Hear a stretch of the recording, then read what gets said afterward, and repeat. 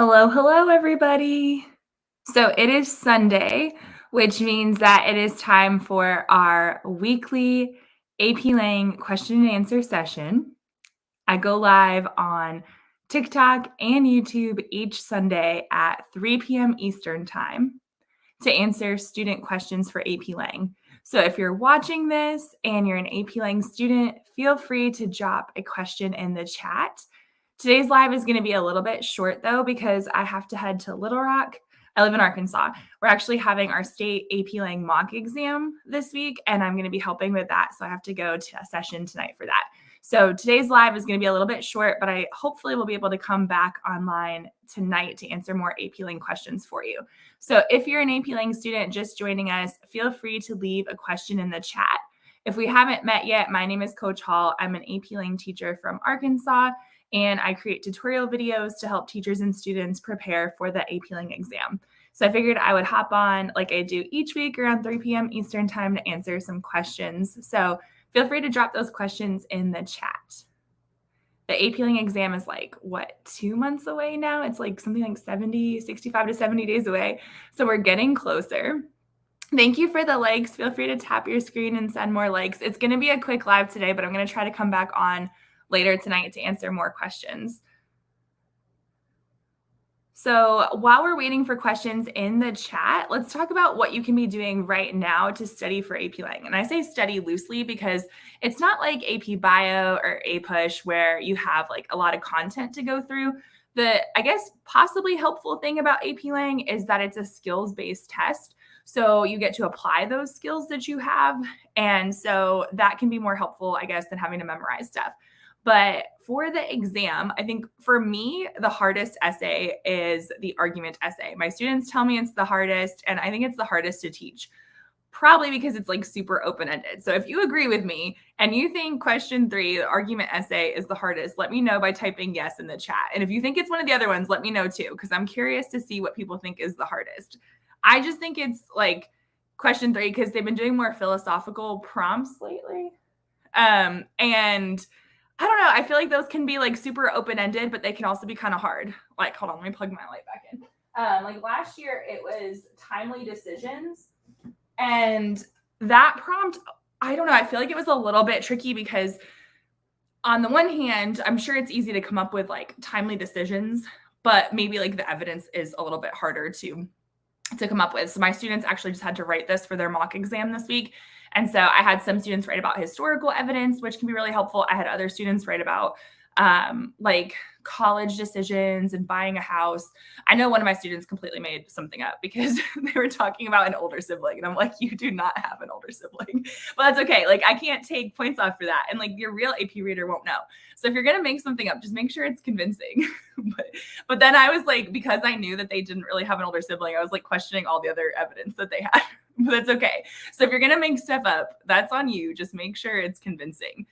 But yeah, let me know in the chat if you think question 3, the argument essay, is the hardest, or if you think it's a different essay, because I think the argument essay is really challenging. And I think rhetorical analysis can be challenging depending on your comfort level with it.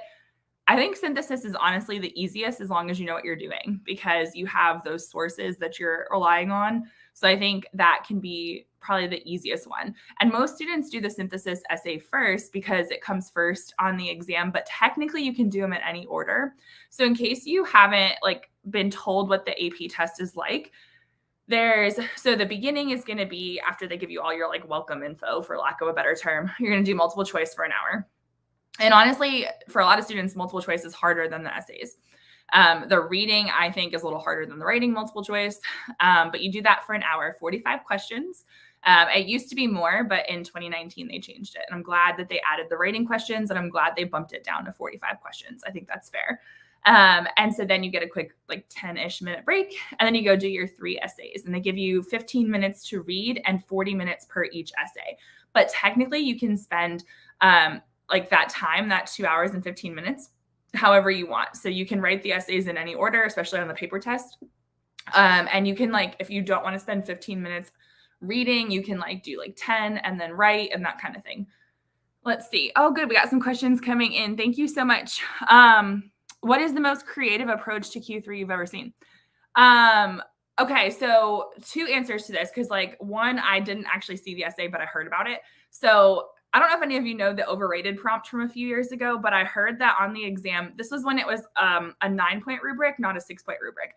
But I know someone who scored an essay where the person was writing about, um travel mugs being overrated, and it was like, and you're like, okay, come on, but they actually like wrote really really well, and then they, I don't know like what the rest of their essays looked like, but they included drawings. I'm not suggesting this, please don't just randomly start drawing on your AP test, but they made like kind of like figures like in a scientific table, and it was like figure A, figure B, and they were drawing all the different travel mugs to like prove which ones were overrated, and apparently it was like super well written and super creative. But I think like that's a special type of student. I also don't know how much time they spent on that essay versus their other ones. So like, don't go drawing on your AP test, please. But for my own students, I have been having some of them who are interested in creative writing try leading their essays with a personal anecdote. Only a handful of my students are doing this, and it's only the ones where they feel like they can with the prompt. And it's because we read a sample essay for the Exploring the Unknown prompt, and that's how the person began. And so a couple of my students were like, wait, we could do this too. And I was like, sure, try it. So they've been trying it for the past couple of prompts that they did. And I don't know, it kind of helps. Like, it doesn't always guarantee the sophistication point, but I do think it kind of helps their writing. So that's probably the most creative ones. And then I've seen some really creative evidence though. Like, I've seen people bring up like historical events or figures that I didn't know about or maybe hadn't thought of as evidence for that. And so that's always really refreshing too, because inevitably, depending on the prompt, there's sort of like people that everybody seems to be writing about, if you will. And so, like, if you're reading a bunch of essays about, I don't know, like one year I had to read a bunch at our state mock exam. It seemed like everybody wrote about Thomas Edison. And I was like, so I finally got a new one where somebody didn't write about Edison. And I was like, yay, like somebody different. So that's probably like the most creative one. How do you study for multiple choice? Okay, if your teacher gives you access to AP Classroom, that's where I would start because those come from the, oh, sorry, y'all. I don't know if you can hear that, but that was my alarm. I've got to keep the live super short today, but I'll try to come back on later tonight. I have to head to Little Rock for an AP function, if you will. So got to leave in like 5-ish minutes. I'll go rapid fire through these questions though. So AP Classroom is where I'd start. If you don't have access to AP Classroom, go to the College Board's SAT Suite, so SUITE, and start looking at their practice tests. Not all the questions are going to apply. However, if you're looking for reading practice, skip the first passage because it's prose or literary fiction, whatever they call it on the SAT. And you can also use the ACT for this, but there's fewer practice tests out there. And the College Board doesn't make the ACT. It's a separate thing. As far as I know, it's like its own entity. So do the nonfiction passages. You can ignore questions about graphs because the only time you'll see a graph in AP Lang is on synthesis. And you can ignore the questions that say, like, what's the best evidence for the preceding question? Because as far as I know, from anything I've seen on the released materials, that's not a question AP will ask you. But the rest of it's fair. So that's really good practice. And the answer explanations are in a separate document, so you can double check how you've done. And then if you're looking for a writing multiple choice, go to the writing and language SAT section and focus on the ones that are about like logic and order. If it has like a question stem where they're like, the writer wants to add this sentence, should they do so? Yes or no? Or they want to delete the sentence, or they want to transition, or they want to rearrange stuff. I hate those questions, by the way, when they're like, where does this sentence belong? So for those, you just kind of think about like chronological order or cause and effect, but they're a little time consuming sometimes. But anyway, those are the writing questions. So that's where I would start. For my tutoring students who don't have access to AP Classroom, we use SAT tests. Also, Marco Learning, so MARCO. Marco Learning has a free practice test. You just have to sign up with your email. I've used that a few times with students or recommended it to students, and it seemed to be pretty accurate. So if you want something that's like 45 questions where you can time yourself, that's a good one. Also, my friend Tim Freitas from the Garden of English has the Ultimate Review Packet, and he has like 3 or 4 multiple choice tests in that one. That one's not free, but it's very reasonably priced. I wish I had a coupon code for that for y'all, but I don't. He said he's working on it, but it might be next year. Do you recommend AP Lang or AP Seminar for the medical field? That's a good question. So I've tutored a couple students for AP Seminar, and I feel like maybe like they're very similar, if I'm being honest. Like there are obvious differences.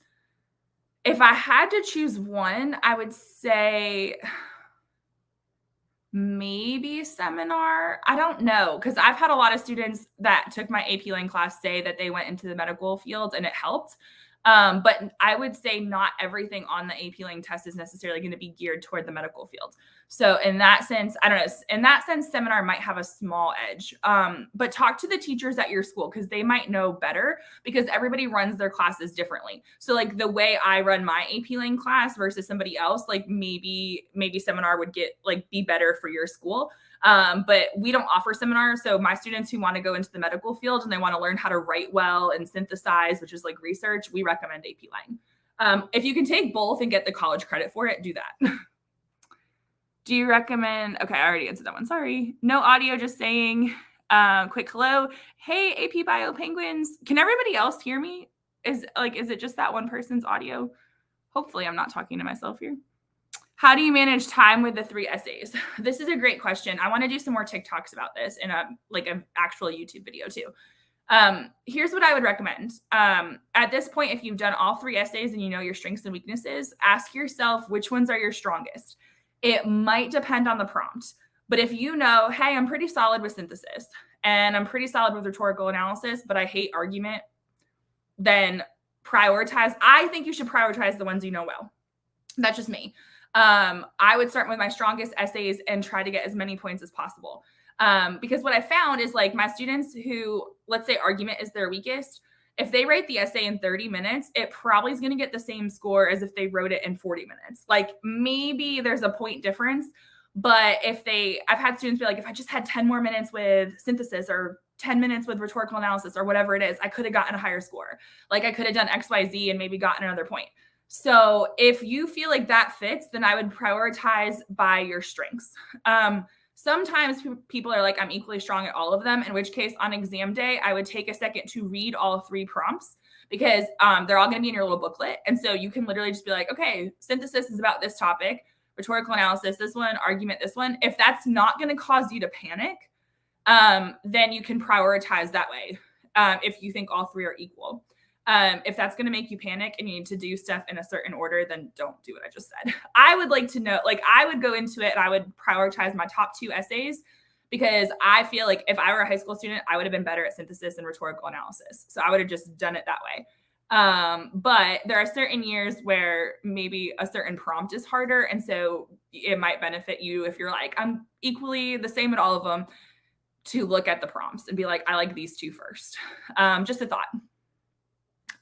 Do you teach AP Lang? Yes, I do. I teach AP Lang in Arkansas, and I do tutorial videos here on TikTok and YouTube. And I also am a tutor on a platform called OutSchool in my limited free time. So yes. What do you do in AP Lang? AP Lang is a nonfiction-based class. So on the exam, we have multiple choice about nonfiction and writing, kind of like editing questions, not so much grammar. And then there are 3 essays. Synthesis, which is like a research paper, so super valuable skill for those going to college, especially if you're not going to be an English major. Rhetorical analysis, which is usually analyzing a speech or a letter, some kind of nonfiction. That's my favorite one. And then argument, which is open-ended. That's my least favorite. Just because it's like hard to come up with evidence on the spot. If I had to choose a least favorite, it's that one. What's the difference between evidence and commentary? So evidence is going to be for arguments. Evidence is going to be your examples. Commentary is why it matters. So let's say, let's use last year's prompt, timely decisions. Let's say you want to talk about, I don't know, college and how you have to choose the right college with all the information that you have at the time. Well, the example of college being a timely decision is the evidence, but then the why would be like, well, you have time constraints and you have to make the best decision possible. And it's important to do your research and not be impulsive. But ultimately, you got to decide. And so we want to think about our futures, but we also have to decide. And so that would be more like commentary. That might not be the best example off the top of my head. Any tips on getting the sophistication point? I think the easiest way to get it for most students is this idea of broader context.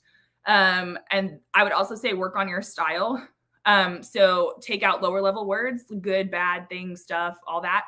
Add in higher level words and focus on your punctuation. So if you can incorporate a colon or a dash or semicolons, not all the time, but like in meaningful ways that can help. And on my channel, I have videos about colons and dashes.